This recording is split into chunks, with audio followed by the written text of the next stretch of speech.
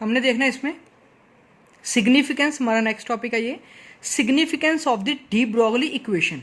हमने de Broglie को पढ़ा। डी ब्रोगली ने क्या बताया हमें? डी ब्रोगली ने स्टेट किया कि lambda equals to H by M v या lambda equals to H by p. ठीक है, आप जो मर्जी याद रख लो, मैं तो कहूँगा कि आप ये याद रखें, ज़्यादा इजी है। ठीक है, lambda equals to H by M V.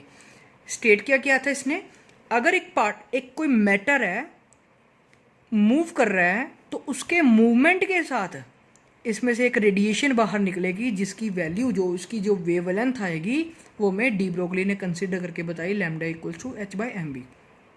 ठीक है, ये हमने पिछले टॉपिक के अंदर स्टडी कर लिया। अब हमने देखना है इसका सिग्निफिकेंस क्या है। इस टॉपिक के अंदर हमने सिर्फ इसका सिग्निफिकेंस पढ़ना है, इस टॉपिक को कहाँ कहाँ यूज़ कर सकते हैं और कहाँ पर नहीं। ठीक है, ये देखना है।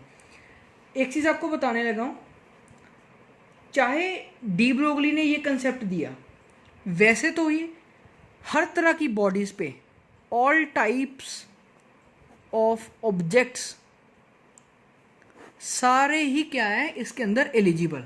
ठीक है, ये जो कंसेप्ट है ये हर एक तरह के ऑब्जेक्ट के लिए एप्लीकेबल है। ठीक है, applicable to all type of objects. ठीक है, ऐसे कह सकते हैं कि ये हर तरह के ऑब्जेक्ट के लिए एप्लीकेबल है, चाहे वो बहुत छोटा हो चाहे वो बड़ा। ठीक है, बट इसको ज़्यादा सिग्निफिकेंट देखना हो कि इसको यूज़ करने के अंदर फ़ायदा किस में आ रहा है, तो वो आएगा माइक्रोस्कोपी के अंदर। ठीक है, हमारे पास दो तरह की बॉडीज़ होती हैं। हम क्या करते हैं, बॉडीज़ को दो कैटेगरी में डिवाइड करते हैं। पहली नंबर पे आएगी माइक्रोस्कोपिक। ठीक है, माइक्रोस्कोपिक होगी बहुत ज़्यादा स्मॉल साइज़ वाली। ठीक है, काफ़ी छोटी बॉडी जो है उनको बोलेंगे माइक्रोस्कोपिक। दूसरे नंबर पे आ जाएगी मैक्रोस्कोपिक। मैक्रोस्कोपिक के अंदर क्या आ जाएगा, थोड़ी बड़े साइज़ वाली बॉडीज़। ठीक है, लार्ज साइज़, जितने भी इलेक्ट्रॉन प्रोटॉन्स होते हैं वो सारे क्या आएंगे माइक्रो के अंदर। एटम्स, न्यूक्लियस, ये सभी कुछ माइक्रो के अंदर है। ठीक है, जितने भी बॉल्स हो गई कोई, ठीक है, ये उस पर लिख देता हूँ, इलेक्ट्रॉन, प्रोटॉन, एटसेट्रा। ठीक है, जितने भी हमारे पास पार्टिकल्स हैं इसके अंदर। मैक्रोस्कोपी के अंदर क्या आएगा, जैसे बॉल्स आ गई, बुक्स आ गई, कॉपीज़ आ गई। ठीक है, ये सभी कुछ क्या है, ये मैक्रोस्कोपी के अंदर है। ठीक है, ये बड़ी, काफ़ी बड़ी चीज़ें हैं। ठीक है, अब क्या करते हैं, हम इसको दोनों को स्टडी करते हैं। मान लो कि मेरे पास एक माइक्रोस्कोपिक बॉडी है और एक मेरे पास मैक्रोस्कोपिक बॉडी है। मैं दोनों बॉडीज़ को सेम स्पीड से चला रहा हूँ। ठीक है, मैं क्या करता हूँ, दोनों को डिवाइड करता हूँ। पहले तो एक साइड में रख रहा हूँ अपनी माइक्रोस्कोपिक बॉडी, एक साइड में अपनी रख रहा हूँ मैक्रोस्कोपिक बॉडी। ठीक है, यहाँ पर एक तरफ मैं ले रहा हूँ, मान लो एग्जांपल मैक्रो के अंदर कोई बॉल की। ठीक है, पहले मैक्रो को पढ़ते हैं। ठीक है, मान लो मैं मैक्रो के अंदर एक बॉल की एग्जांपल ले रहा हूँ। ठीक है, मान लो एक बॉल है जिसका मास मैं कंसिडर कर रहा हूँ कि 0.1 kg है।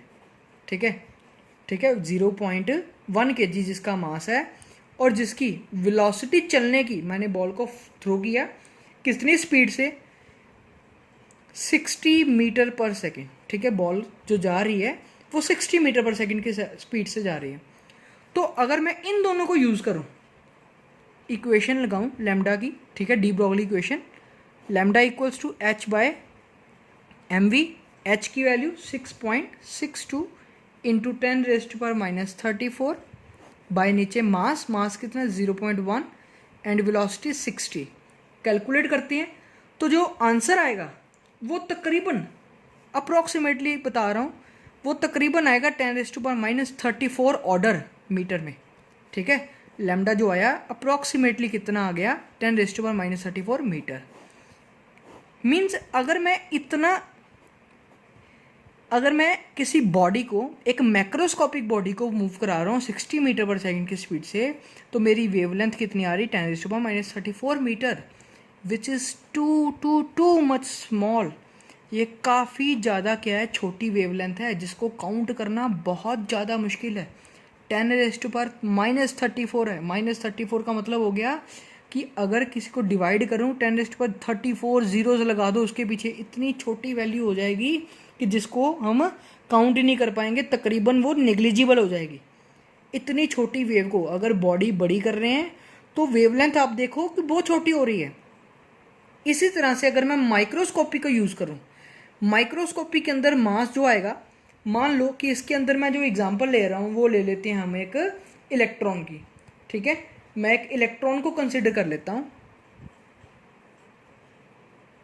ठीक है। इलेक्ट्रॉन एक बड़ा छोटा पार्टिकल जिसका मास कितना 9.1 इंटू 10⁻34 सॉरी -31, ठीक है। 9.1 इंटू 10⁻31 kg, ये मेरा मास हो गया।